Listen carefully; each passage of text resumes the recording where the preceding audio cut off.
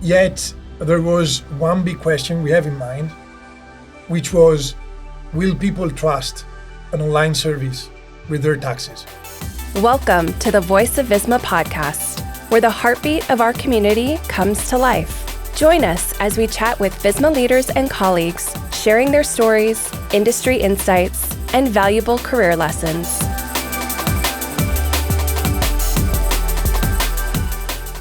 Hello and welcome everyone to the Voice of Visma podcast. Happy to have you and happy to have two great guests with us here today. My name is Filip Matz and I work as a knowledge manager for Visma. Today we're starting our focus on the small business segment, where we're all about championing small businesses and entrepreneurs. And today I have with me the co-founders of Fiscozen, Enrico and Vito.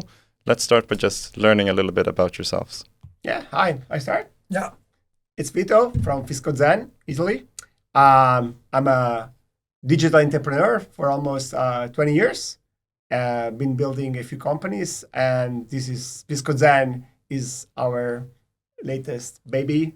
And very proud of it. Great. And this is Enrico. Yeah, I'm Enrico. I've been starting my career doing something completely different. I was working in corporate before, doing M&A. Then I did some VC work. So I've been working for almost 6 years into venture capital. And then after 6 years watching entrepreneurs, going in and out of the office, I kind of decided, look, I really need to do something myself. I cannot keep watching. Yeah. So I need to get into action. And we met. Vito was building a company. I was on the financial side back in the days. And we became friends and decided to do something together. And here we are. Right. Yeah. That's nice. And how is that something that you think is quite common for co-founders that you meet throughout other businesses beforehand? Or is it some... I think Fiscozen is a great example of serendipity. Like you try things in life. Sometimes you succeed, sometimes you fail. But somehow things lead to a good outcome. I think we believe a very good outcome this time. Yeah. So because as I was saying, I've been building companies for a while, and at some point I started a company which was a e-commerce app where Enrico's venture capital fund, what he was working with, invested. And I just started the company day one and raised 3 million, very good premises. And they put Enrico in the board to supervise the investment. So he's the boss and you're the... I know, yeah. He's the guy, the money guy, one that needs to deliver on the money. Yeah. And so the premises were great, but we started and we realized that the market didn't respond as we hoped. So we did something very unusual. Like after 6 months, we stopped and we gave back the money to the investors. Oh, which really? is super unusual because usually you consume all the money and then you shut down in the end because you have no fuel anymore, right? Yeah. But the investor were happy because we hadn't wasted the money, but that's how we started being friends, and we don't live so far in Milano from each other. So that makes a great occasion for an aperitivo after work, having a drink after work. Yeah. And that's how, we started talking, and that's where the idea was born. I was looking for a new project because the other one didn't work. And but that's okay. One more, one time you fail, once not. And Enrico wanted to jump on the other side of the table from investor to action. And I guess we probably found common ground because, we shared the same view. I was sitting in different boards back in the days, and I saw a lot of entrepreneurs, coming in the office every now and then. And all of them, despite the specific, business they were running, either, content or software as a service or whatever, consumer internet, they all had something in common, which was they were all dedicating a lot of effort, a lot of time into accounting, bureaucracy, and all the stuff related to running the business beside what you do. Right. So Vito did several companies back in the days. He had that feeling as well. So we kind of... As an entrepreneur. So he saw it as an investor. I have seen it as an entrepreneur. And we said, okay, this could be something. Yeah. So we sat down, doing the research, studying. Yeah. And we soon discovered that, probably most of the people don't know that Italy is the biggest SME market in Europe. Right. So there are more than 5 million businesses in Italy. I guess that it's more than the people who lives in Norway, by the way. Yes. So that's kind of crazy if you think about it. So 4 million of which are actually less than 10 people per company. So Right. it's super small, super long tail, Yeah. And of which 3 million are just one-person businesses. Freelancers, sole traders, the designer, the doctor, Even the cafe where you get your cappuccino, Yeah. that's typically a one-man band. Really. Yeah. It's not a company. It's one guy on his own. Or one lady. And then there's a lot of administration for each single each person. of them has stuff to do. Accounting is in common, I guess, across Europe. You need to take care of your own business and all the paperwork must be in place and everything. But something else that you need to take care is all the, little stuff, all the compliance stuff you need to do to be eligible to run the business. At some point with the public administration, you need to talk and show that you're up and running according to the law. So for this reason, actually, in Italy, every year, these 5 million plus companies are spending more than 10 billion euros on tax advisory alone. That's a lot of money, yeah. That's a lot of money. So we kind of look at each other and say, okay, we might have a pain, which is relevant. Yeah. And the market is absolutely there. It's big. Yeah. And nowadays, back in the days, before we started, the solution was to go to tax advisory firms, as you might be familiar with. Right. And in Italy, we have 100,000 roughly tax firms. So it makes a super fragmented market. And this is really where innovation by the book kind of kicks in and changes things. It's like a business case that you study in business schools. Exactly. Because you have a compulsory product, you need this service to pay your taxes and do the compliance. You have like a recurrent business because you do it every year. Every day, you need to do invoices and stuff. Yeah. So you're always hooked in. You have a large market. It's super fragmented, both sides. Yeah. Because when you have a big player on one side, it's harder to enter. You have just one big customer or just one big supplier. It's not much to do there. And finally, it is right now nowadays, except Fiscozen, the whole market. It's like back in the 90s.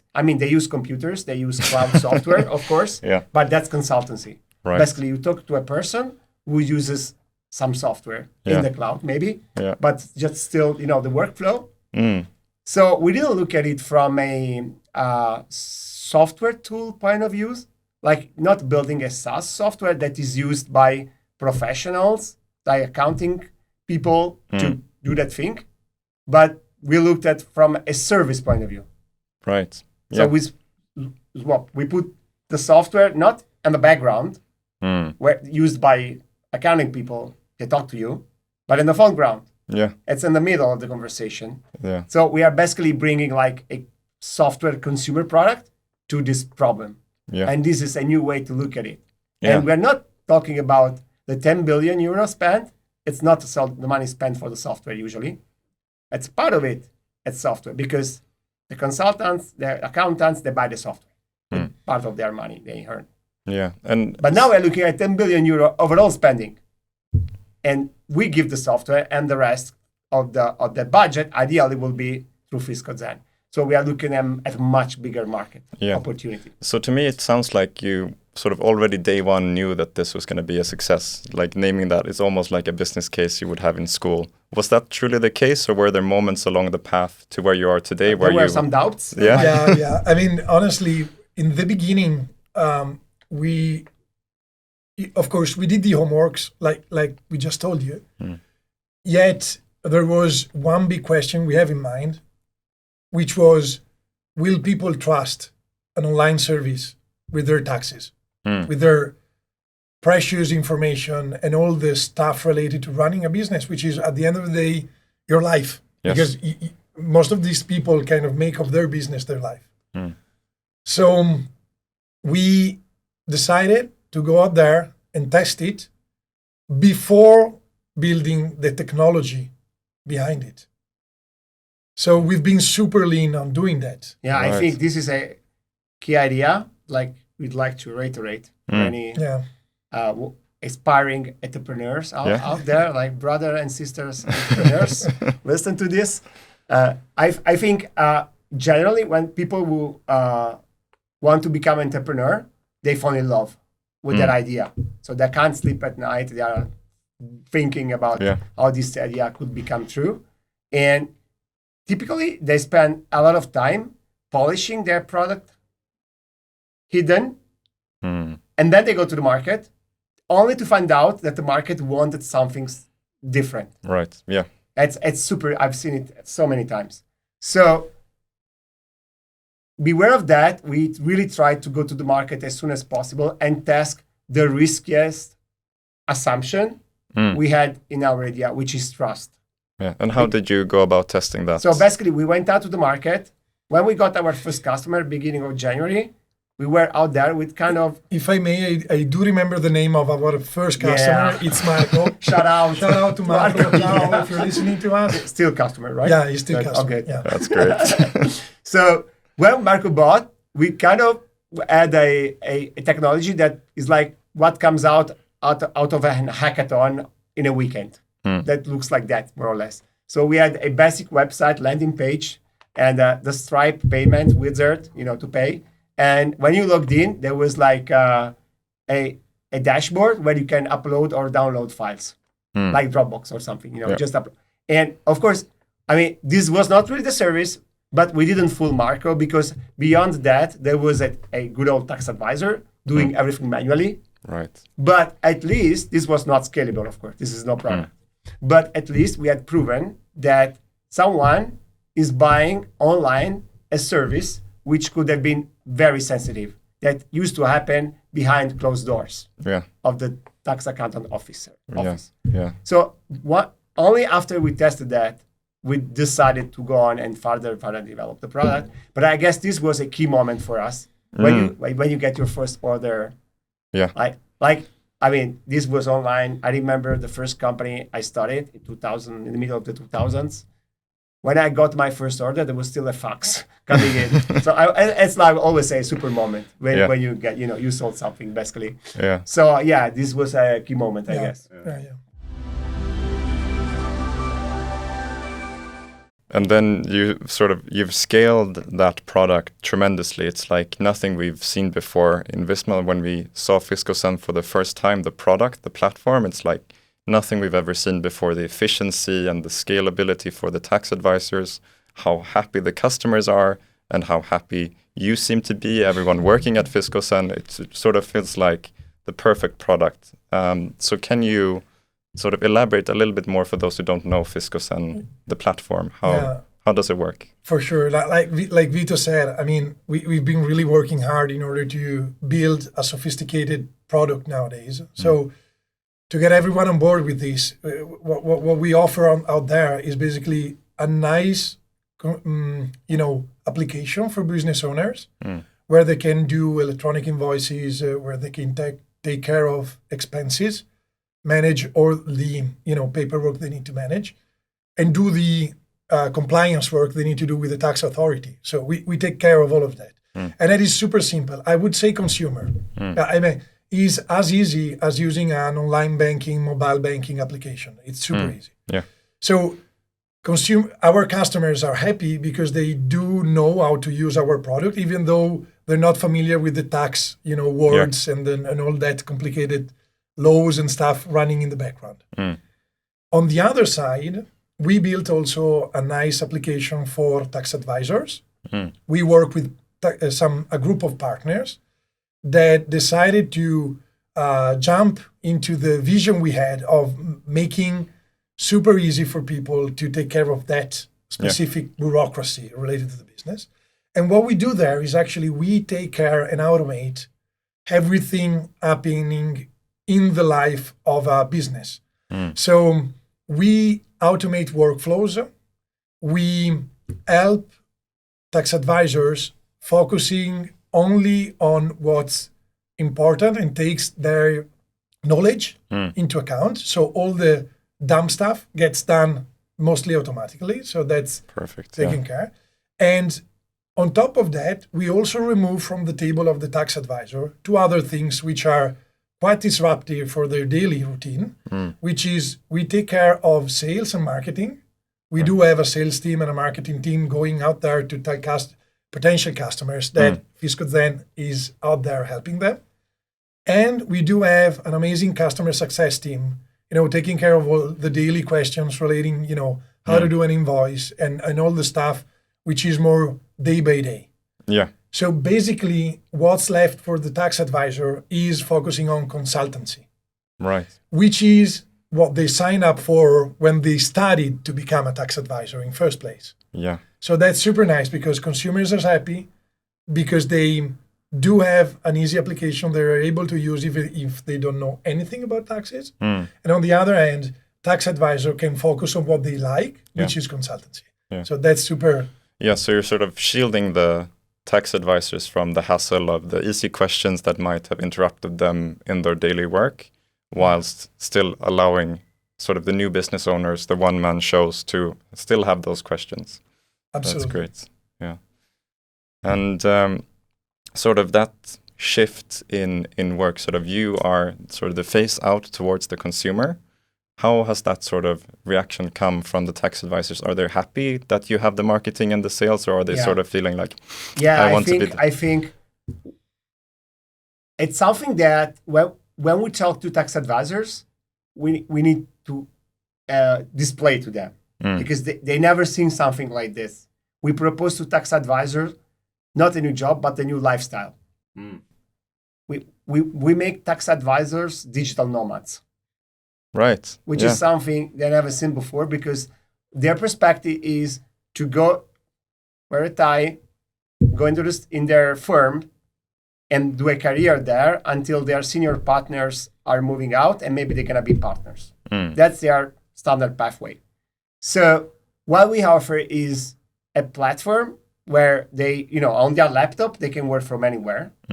Because most of the things, there are no folders. It's all, it's all no paper folders. Yeah. That's all in the no cloud. extra bags on the flights. Nothing. No. And most of the thing that we're gonna do in the platform is look at customer profiles and do consulting because the profiles are automatically updated basically because we do accounting automatically, right? Yeah. So basically what they do is to talk to customers all the time from anywhere. And this is a completely different lifestyle which we believe is embraced by a lot of people that are considering, making the best of their life, including work, but also place, location, having family. There are, many other factors that people are valuing that we can accommodate compared to a traditional consulting career. Right. And the tax advisors that sign up to join Fiscozen, they only work with the Fiscozen platform? So they don't have to. They don't have to, but okay. Because we throw at them so many customers, basically they mainly work with us. And also because it's so convenient, to work with us and you focus on the things you like and so on, that our partners are mainly, I would probably say it's really, how do you see the tax advisory kind of work and career going? So they really, when they join and decide to become partners with us, they basically decide that their work, their vision, the way they work completely changes. So it's kind of tricky to keep, two different mindsets in the same head. It's difficult. Yeah. Once you taste the forbidden fruit, you don't want to go back. Yeah, definitely. There is of course they work hard. I mean, it's not vacation, okay? That's important to say as well. But you still have a different way to put your energy and put your knowledge and at work. Organize your day. And you organize your day as well. Yeah. So that's probably the main reason why, the more profound reason why when they join, then they just don't have any other customer other than the one they get through Fiscozen. Yeah. And I think to all of our listeners, it's super clear why Fiscozen as a company and as a product is so interesting for Visma and why we wanted to partner up with you as well with an investment. But sort of turning the table here, when you have this great business, you have this great idea, how come you wanted to go with Visma, and why partner up with us when you have all of this success? Yeah, I think we would have gone with Visma if Visma were a centralized model. So I think this is a key factor that Visma has enacted, and we do believe it's a great strategy, especially for these businesses that are very local in every country. Now, when we look from our point of view, this is a very long-term play. We have right now we are going to 40K customers, and it's like 5 million we said before. 5 million out of 40K, that doesn't sound so many. It's many, but in percentage numbers a little. And this is and there's a 10 billion industry. We're not in the billion range yet in revenues. So there's a lot to take. It's a very long play. Yeah. And the second thing we like of Visma is there is a long-term view of, it's a strategic play for Fiscozen in Italy and for Italy as well, as we know, which is a new market for Visma, and there's more to do there. So because of this alignment of long-term play and because of this decentralized model of Visma, which it's not like because we want to be free, but also because it's the right way to execute a business that is different in every country. Centralizing, it's because taxes, of course, are local, right? Yeah. So centralizing means a lot of obstacles, structure, constraints that doesn't make you effective anymore. Yeah. So there is this. There are fundamental things that are aligned, and probably softer but important. Also a cultural alignment. I mean, when you just share culture values, it's super important. Otherwise, it's hard to work together. Yeah, that's true. Yeah. And I think also, if I have to say, from our perspective, getting you and being able for you to meet our other companies and other founders and teaching them how you do things and for you to learn from them as well. That's something that we discovered when we first spoke with Visma. We didn't know about that. But this network of entrepreneurs in Visma, it's really something crucial for us. Because, when you build something like we are doing in Italy, then sometimes you feel like you're reinventing the wheel. I mean, sometimes we face challenges and we look at each other saying, how is it possible that we need to do this? I mean, it should be there somewhere, right? And, we've been speaking to Infact, which is a Visma company based in Poland, a lot. We share a lot of things in common, and we are learning a lot from each other because we are tackling some tasks in ways that they're starting to do while we are doing some other stuff they already did, and we kind of copy the best out of what they learned in the past. So that relationship where you kind of cross-contaminate and speak to a lot of people which went through the same struggle you're facing kind of really help you. I mean, on an emotional side, you don't feel alone out there in the middle of the sea. And on the other one, you also kind of learn faster and do, we hope, less mistakes than we would without any, conversation on that. Yeah. So that's super interesting. Yeah. And that raises a thought in my head, that being lonely. Do you think, being co-founders, do you usually split up the work? Do you work separately, or do you kind of work together? Do you sit in the same office, or how does that work? The main thing, we split the work, but the main thing is emotionally. Yeah, because I've been a single founder, single company raiser alone. And I will never do it again. I'm so happy to have co-founders. So co-founder in this case. You split a lot of the emotional load, which I think is healthier.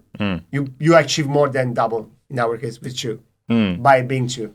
I think it's a great advice.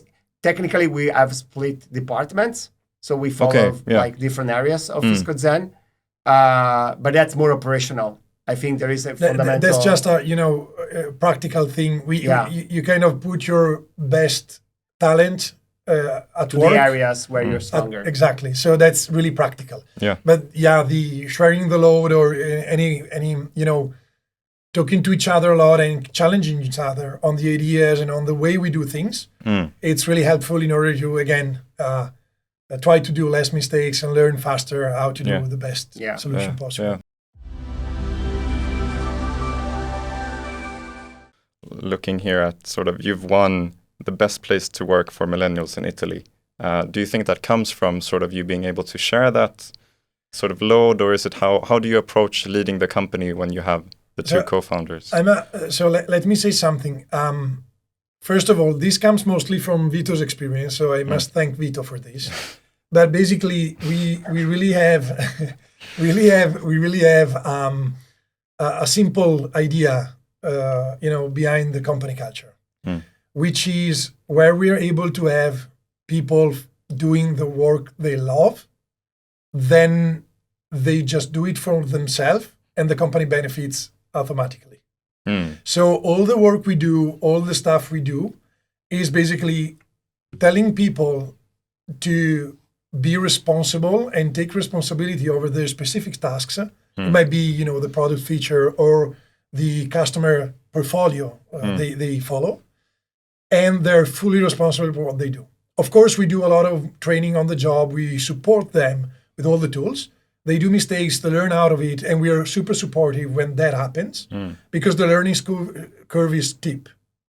And when people kind of realize how their activities kind of really fit into their personal mission. Basically, you do something you like, and you see it has an impact for the company and for the world, because we are helping people. That's when those things align, you get the magics. Yeah. And you do need, specific over compensation or over benefits, because people are gratified by the thing they like to do. So that makes sense. All that stuff kind of goes in the background, you override them because they really feel they are in the right place for them in that specific time. And we do have the people we need for the stuff we need to do in the right place. So that's really, again, something. And of course, sometimes when you're able to execute that well, then some nice prizes happen and comes along the way. The best place for work.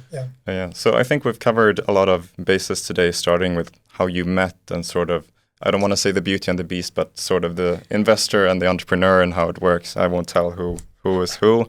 Also sort of how you looked at the market and how you tested the product, and now touching a little bit about the company culture. But if you had to give one advice to aspiring co-founders or wanting to start their companies and sort of copy the success that you've had with Fiscozen, what would that advice be? Well, if I may, it's related to something Vito said before, which is really always test your assumption in the market as soon as you can. You can, if you're right, you can build what you need to build afterwards. So that's probably the main suggestion I would give. And if I'd like to conclude, try again, fail, because it's going to be serendipity in the end, and you're going to find the Enrico and start something like Fiscozen. You'll find your beauty. That's good. I think that's a wrap for today. Thank you so much for joining us here in the studio, and I'm super excited to see what's next for Fiscozen. Thank you. Great. And for all of you listening, don't forget to like and subscribe on YouTube, or subscribe to the podcast on Apple Music or Spotify or wherever you get your podcasts. We would love to hear from you, so leave a review or leave a comment, and we'll be back in our next episode. Thank you for listening. Bye-bye. Bye.